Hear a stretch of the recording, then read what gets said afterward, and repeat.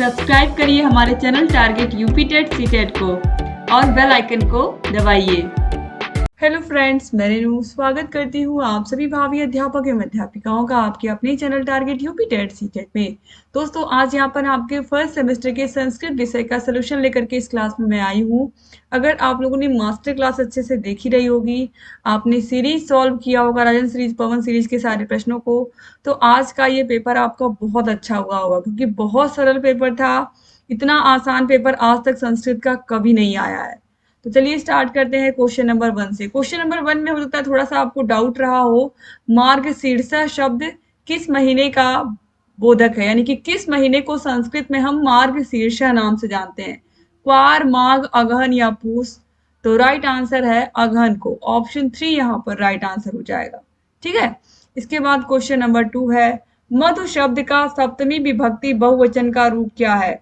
तो मधु शब्द रूप जो हम पढ़ेंगे, तो इसमें जो ऑप्शन नंबर 1 आपको दिख रहा है मधुषु, यही आपको सप्तमी विभक्ति बहुवचन में मिलेगा। इसके बाद क्वेश्चन नंबर 3 पे आते हैं, संस्कृत में वचन कितने प्रकार के होते हैं। मैंने आप लोगों को बार बार बताया था कि संस्कृत में वचन, संस्कृत में लिंग, ये दोनों क्या होते हैं, 3 होते हैं। तो यहाँ पर आप देखिए, एक वचन, द्विवचन और बहुवचन ही हम पढ़ते हैं, एक वचन, द्विवचन और बहुवचन के रूप ही हम पढ़ते हैं संस्कृत में। तो ऑप्शन 2 यहाँ पर 3 राइट आंसर हो जाएगा। लिंग पुल्लिंग, स्त्रीलिंग और नपुंसक लिंग होता है, आपको पता ही है। इसके बाद यहाँ पर आप देखिए, संस्कृत विश्व की प्राचीनतम भाषा है, वाक्य में किस पद में संबंध कारक है। तो विश्व की, का, के, की किसमें आता है, संबंध कारक में ही तो आता है। तो ऑप्शन 4 यहाँ पर विश्व की राइट आंसर हो जाएगा। क्वेश्चन नंबर 5 है, गेहूं को संस्कृत में क्या कहते हैं। 2016 के यूपी टेट के एग्जाम में पूछा हुआ प्रश्न है और कई बार पूछा जा चुका है। तो गोधूम कहते हैं, क्या कहते हैं, गोधूम, ऑप्शन 1 सही हो जाएगा। इसके बाद अति लघु उत्तरीय क्वेश्चंस को हम लोग देख लेते हैं। अति लघु उत्तरीय प्रश्नों में क्वेश्चन नंबर 6 है, 8, 16, 20 और 3 को हम संस्कृत में क्या कहते हैं। तो 8 को हम लिखते हैं अष्ट, ठीक है, 16 को हम लिखते हैं षोडश, इस तरीके से, ठीक है, या षोडश है, आप बिंदु भी लगा सकते हैं, विसर्ग। 20 को हम विंशति कहते हैं, विंशति, ठीक है, और 3 को हम त्रय कहते हैं, इस तरीके से। तो ये यहां पर हो गया सबका संस्कृत। इसके बाद क्वेश्चन नंबर 7 है, किन्हीं 5 पशुओं का नाम संस्कृत में लिखिए। तो हम लिख सकते थे अजा, अजा बकरी को कहते हैं, फिर अश्व घोड़े को कहते हैं, फिर हम लिख सकते थे मृग, हिरण को कहते हैं, गर्दभ लिख सकते थे, गधा को कहते हैं, गर्दभ या गर्दभा। इसके बाद हम लिख सकते थे वानरा, बंदर को कहते हैं, ठीक है। इसके अलावा शेर को सिंह कहते हैं, हम ये भी लिख सकते थे, सिंह भी लिख सकते थे। तो ये सब इस तरीके से हमें केवल 5 ही लिखना था। वृषभ ये भी लिख सकते थे, बैल। इसके बाद आगे बढ़ते हैं क्वेश्चन नंबर 8 पर, उद्योगिना पुरुष सिंह मुपैति लक्ष्मी सुक्ति का हिंदी में अर्थ लिखिए। ये ऑलरेडी मैंने आप लोगों को बताया हुआ है। तो इसका हिंदी क्या होगा, लक्ष्मी जो है, जो लक्ष्मी माँ है, जो धन को देने वाली देवी हैं, लक्ष्मी कर्म करने वाले पुरुष के पास ही जाती है, यानी कि जो काम करते हैं, जो सोचते हैं आगे बढ़ने के लिए और काम भी करते हैं, लक्ष्मी यानी कि धन उसी के पास ही जाता है। तो बस यही इसका अर्थ हमको लिखना था हिंदी में। क्वेश्चन नंबर 9 है, पट धातु का लट लकार मध्यम पुरुष का तीनों वचनों में रूप लिखिए। सबसे पहले हमें पट धातु ही सिखाई जाती है, और पट धातु में भी लट लकार, पठत, पठता, पठंती, ये वही है। इसमें हमें प्रथम पुरुष को छोड़ देना था, पठत, पठता, पठंती, हमें मध्यम पुरुष को पकड़ना था। तो पठसी, पठता, पठत, तो पठस ही हो जाएगा, पठत। तो इस तरीके से यहाँ पर हमें लिखना था। इसके बाद आगे बढ़ते हैं क्वेश्चन नंबर 10 पर, युष्मत सर्वनाम शब्द का तृतीया विभक्ति के तीनों वचनों में रूप लिखिए। ये हो जाएगा त्वया, उसके बाद द्विवचन में हो जाएगा युवाभ्याम, ठीक है। इसके बाद बहुवचन में हो जाएगा युष्माभि, इस तरीके से, युष्माभि, ये भ है और यहाँ पर विसर्ग, युष्माभि, ठीक है। इसके बाद क्वेश्चन नंबर 11 है, ता विद्यालयम अगच्छन का हिंदी में अनुवाद कीजिए। तो दोस्तों इसका हो जाएगा, वे सब विद्यालय गई थी। क्या हो जाएगा, वे सब विद्यालय गई थी। ठीक है, ता यहाँ पर लिखा हुआ है, तो ये हो गया वे सब। और यहाँ पर आप देखिए ये स्त्रीलिंग के लिए प्रयोग होता है, और अगच्छन तो आपको पता ही है, ये भूतकाल में प्रयोग होता है संस्कृत में। तो वे सब विद्यालय गई थी, ये बिल्कुल सही आंसर है। इसके बाद लघुत्तरीय प्रश्नों को हम देखेंगे। क्वेश्चन नंबर 12 है, भाववाचक संज्ञा को परिभाषित कीजिए और उदाहरण भी लिखिए। तो हम सभी को पता है, जो शब्द किसी गुण दोष या अवस्था के बारे में, किसी भी व्यक्ति वस्तु के गुण दोष या अवस्था के बारे में बताते हैं, वे ही भाववाचक संज्ञा कहलाते हैं।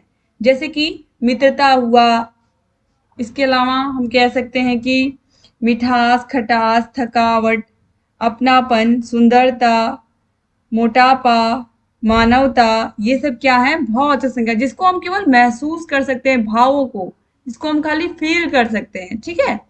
इसके बाद क्वेश्चन नंबर 13 है, क्री धातु के लंग लकार के तीनों पुरुषों एवं तीनों वचनों में रूप लिखिए।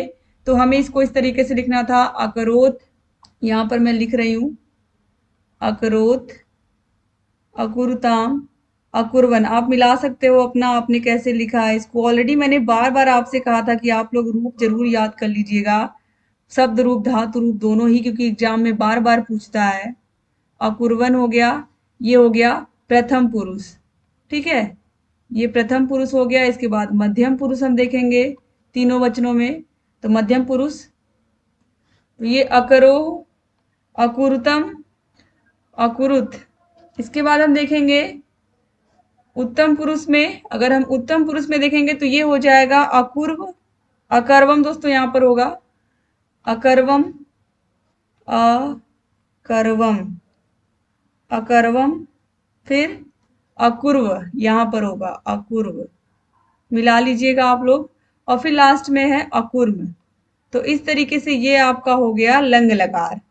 लंग लकार को ही हम भूतकाल कहते हैं, तो ये क्री धातु हो गया।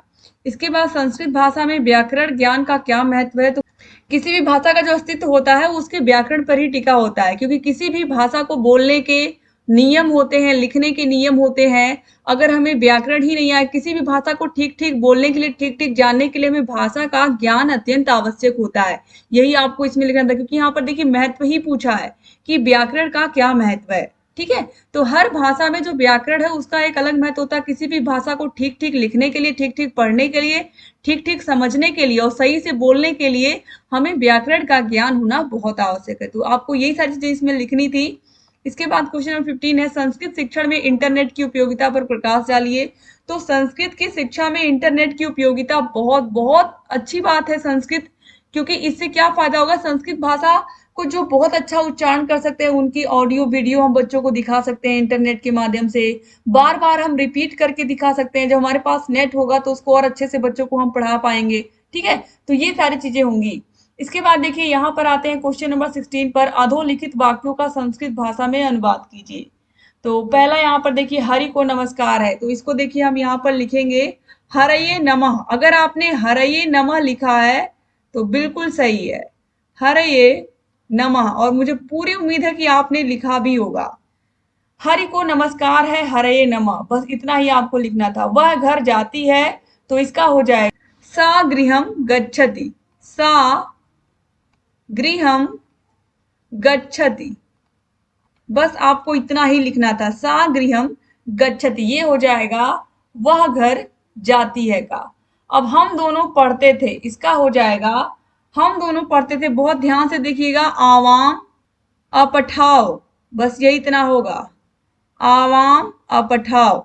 बस इसके बाद देखिए वृक्ष से पत्ते गिरते हैं, तो इसका हम सभी को पता है कि क्या होता है। ऑलरेडी ये बार बार एग्जाम्पल आप लोगों ने पढ़ा हुआ है, वृक्षात। अगर आप लोगों ने मेरी मास्टर क्लास देखी होगी तो आपका एग्जाम बहुत अच्छा हुआ होगा। वृक्षात पत्राणि पतंती।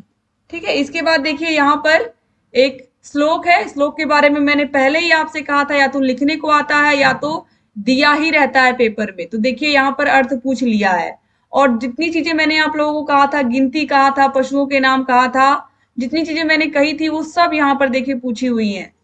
तो अभिवादनशीलस्य नित्यं वृद्धोपसेविनः चत्वारि तस्य वर्धन्ते आयुर्विद्या यशोबलम। यानी कि जो अपने से बड़ों को नमस्कार करता है, अपने से बड़ों का अभिवादन करता है, नित्य प्रति यानी कि लगातार रोज वृद्धों की सेवा करता है, उसकी 4 चीजें बढ़ती हैं। कौन-कौन सी चीजें? उसकी आयु, उसकी विद्या, उसका बल और उसका और धन। यहाँ पर यश का मतलब संपन्नता या धनी हुआ।